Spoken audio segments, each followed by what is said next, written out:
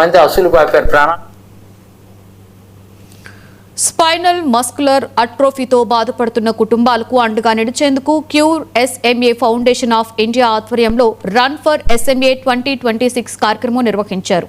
గచ్చిబౌలి స్టేడియంలో జరిగిన ఈ 4వ ఎడిషన్ కార్యక్రమానికి తెలంగాణ ప్రభుత్వ ప్రత్యేక ప్రధాన కార్యదర్శి Jayesh Ranjan, Cyberabad police commissioner doctor M Ramesh హాజరయ్యారు. ఎస్ఎంఏపై అవగాహన కల్పించడంతో పాటుగా బాధిత కుటుంబాలకు మద్దతు అందించడమే ఈ కార్యక్రమం యొక్క ప్రధాన ఉద్దేశంగా నిర్వాహకులు తెలిపారు.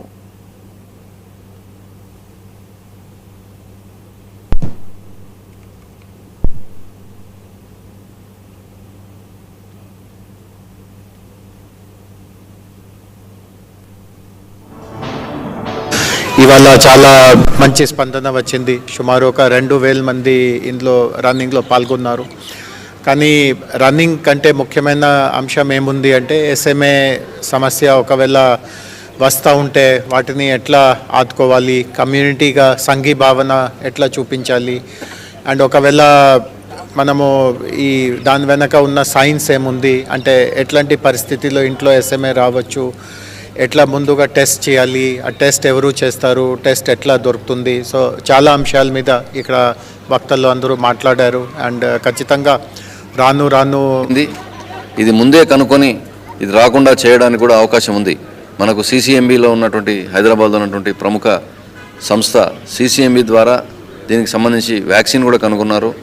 దీనికి సంబంధించి టెస్టులు ఎలా చేయాలి, ఇది పూర్తిగా ఎలా నివారించవచ్చు, cure in India and treat in India అనే నినాదంతో సిసిఎంబి వాళ్ళు తీసుకొచ్చినటువంటి మంచి కార్యక్రమాలను కూడా ఈ రన్ ద్వారా అవగాహన కల్పించడం, సమాజంలో ఇంకా ఇటువంటి వారిని ఎవరిని కూడా వీల్ చైర్కు పరిమితం అవ్వకూడదు అనే ఉద్దేశంతో అవగాహన కల్పించాలని చేస్తున్నటువంటి రన్ ఫర్ ఎస్ఎంఏ ఫౌండేషన్ వారిని సంపూర్ణంగా అభినందిస్తున్నాను. జన్యుపరంగా సంక్రమించినటువంటి ఈ స్పైనల్ మస్కులర్ అట్రోఫీ అనే